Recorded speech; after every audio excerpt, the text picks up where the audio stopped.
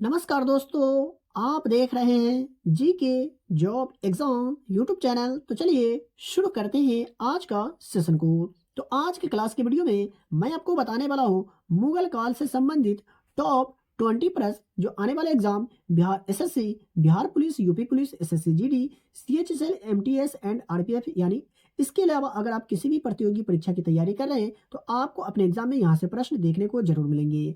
और आज की क्लास के वीडियो में जो मैं प्रश्न बताने वाला हूँ, यह जो प्रश्न है एग्जाम में बार बार पूछे जाते हैं, तो आप इसे अच्छा से याद कर ही लीजिएगा। तो वीडियो को बगैर स्किप किए हुए पूरा जरूर देखिएगा। देख लेते हैं पहला प्रश्न को। तो ग्रांड ट्रंक रोड किसके द्वारा बनवाया गया था? जी हाँ, ग्रांड ट्रंक रोड निम्नलिखित में से किसके द्वारा बनवाया गया था? तो शेरशाह सूरी के द्वारा ग्रांड ट्रंक रोड को बनवाया गया था। तो इसका सही जवाब हो जाएगा ऑप्शन नंबर डी।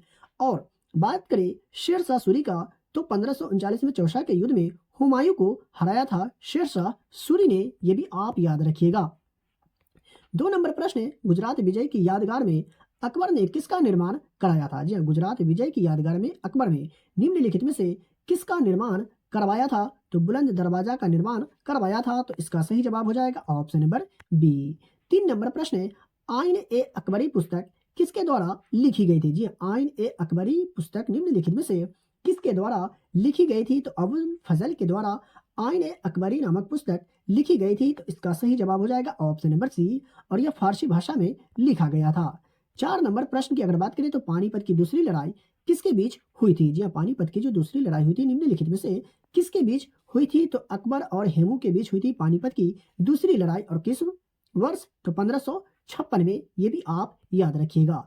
देख लेते हैं 5 नंबर प्रश्न को। तो दीन ए इलाही की शुरुआत किसने की? जी हाँ, दीन ए इलाही की शुरुआत निम्नलिखित में से किसने की थी? तो अकबर ने दीन ए इलाही की शुरुआत किए थे। तो इसका सही जवाब होगा ऑप्शन नंबर ए।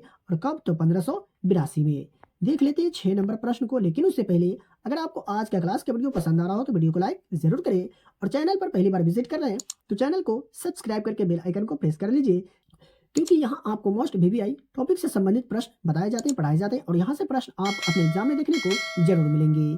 6 नंबर प्रश्न की अगर बात करें तो चांद बीबी निम्नलिखित में से किस राज्य से संबंधित थी? जी हाँ, चांद बीबी निम्नलिखित में से किस राज्य से संबंधित थी? तो अहमदनगर से संबंधित थी चांद बीबी। तो इसका सही जवाब होगा ऑप्शन नंबर सी। बात करें 7 नंबर प्रश्न का, तो वंशबदारी प्रणाली की शुरुआत किसने की? जी हाँ, वंशबदारी प्रणाली की शुरुआत निम्नलिखित में से किसने की थी? तो अकबर ने। तो यहाँ इसका राइट आंसर होगा ऑप्शन नंबर ए, और इसे नई प्रशासनिक मशीनरी और राजस्व प्रणाली के रूप में पेश किया गया था। बात करें 8 नंबर प्रश्न का, तो तानसेन किसके दरबारी संगीतकार थे? जी हाँ, तानसेन जो थे किसके दरबारी संगीतकार थे? तो अकबर के दरबारी संगीतकार थे। कौन? तानसेन। तो इसका सही जवाब होगा ऑप्शन नंबर सी। बात करें 9 नंबर प्रश्न का, तो मुगल काल की आधिकारिक भाषा क्या थी? जी हाँ, मुगल काल की आधिकारिक भाषा निम्नलिखित में से क्या थी? तो फारसी थी मुगल काल की आधिकारिक भाषा। तो इसका सही जवाब होगा ऑप्शन नंबर बी। वही बात करें 10 नंबर प्रश्न का, तो किस युद्ध से भारत में मुगल साम्राज्य की नींव पड़ी? जी हाँ, किस युद्ध से भारत में मुगल राज्य की नींव पड़ी थी? तो पानीपत का प्रथम युद्ध से मुगल राज्य की नींव पड़ी थी भारत में। तो इसका सही जवाब हो जाएगा ऑप्शन नंबर सी। और पानीपत का प्रथम युद्ध कब हुआ था, ये आपको अगर पता हो तो कमेंट बॉक्स में जरूर बताइएगा। 11 नंबर प्रश्न है, अकबरनामा किसने लिखा था? जी अकबरनामा किसने लिखा था? तो अबुल फजल ने अकबरनामा लिखा था। तो इसका राइट आंसर होगा ऑप्शन नंबर बी। वही बात करें 12 नंबर प्रश्न का, तो शेर शाह की महानता उनके डैश में निहित है? जी शेर शाह की महानता निम्नलिखित में से किस में निहित है? तो प्रशासनिक सुधार में निहित है शेर शाह की महानता। तो इसका सही जवाब हो जाएगा ऑप्शन नंबर बी। ये सभी प्रश्न बहुत ही ज्यादा महत्वपूर्ण है, तो ये आप अच्छा से जरूर याद कर लीजिएगा।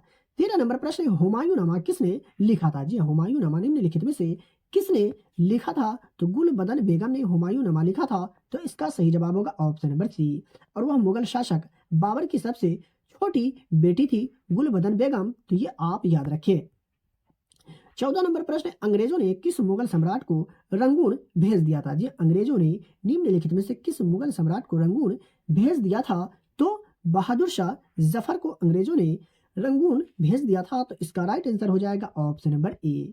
वही बात करें 15 नंबर प्रश्न का, तो तुलसीदास ने रामचरितमानस किसके शासनकाल में लिखी थी? जी तुलसीदास ने रामचरितमानस निम्नलिखित में से किसके शासनकाल में लिखी थी? तो अकबर के शासन काल में लिखी थी तुलसीदास ने रामचरित मानस। तो इसका सही जवाब हो जाएगा ऑप्शन नंबर बी।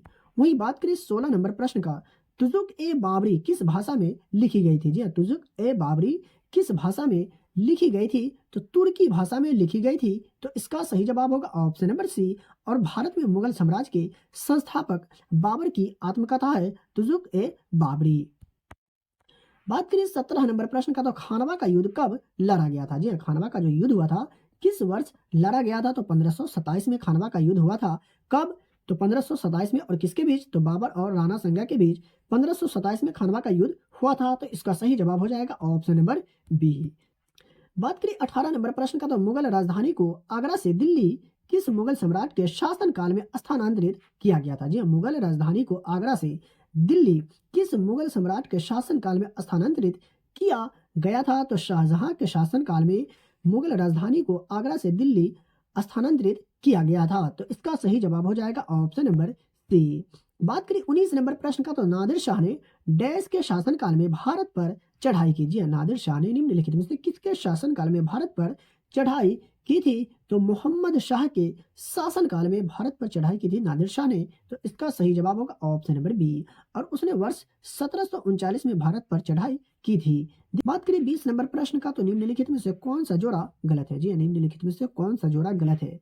तो अगर आपने चुना है ऑप्शन नंबर सी, तो बिल्कुल सही जवाब है। हुमायूंनामा हुमायूं के द्वारा नहीं लिखा गया, बल्कि गुलबदन बेगम के द्वारा हुमायूंनामा लिखी गई है। बाबरनामा की अगर बात करें तो ये बाबर के द्वारा लिखी गई है। शाहजहांनामा की अगर बात करें तो इनायत खान के द्वारा। और तजुक ए जहांगीरी की अगर बात करें तो जहांगीर के द्वारा लिखी गई है। तो इसका सही जवाब होगा ऑप्शन नंबर सी। और गुलबदन बेगम ने अपने भाई हुमायूं के जीवन की कहानी के उजागर करने के लिए अकबर की आज्ञा पर हुमायूंनामा पुस्तक लिखी थी। तो आई होप कि आपको समझ में आ गया होगा। साथियों, सेशन अगर पसंद आया हो तो वीडियो को लाइक करें, और चैनल पर पहली बार विजिट कर रहे हैं तो चैनल को सब्सक्राइब करके बेल आइकन को प्रेस करें, और इस वीडियो को ज़्यादा से ज़्यादा अपने दोस्तों और रिलेटिव में शेयर जरूर करें। अगर इसका पीडीएफ प्राप्त करना चाहते हैं तो वीडियो के डिस्क्रिप्शन में दिए गए टेलीग्राम चैनल को ज्वाइन करें और डेली की वीडियो का फ्री में पीडीएफ प्राप्त करें। तो चलिए मिलते हैं फिर से एक नई वीडियो में।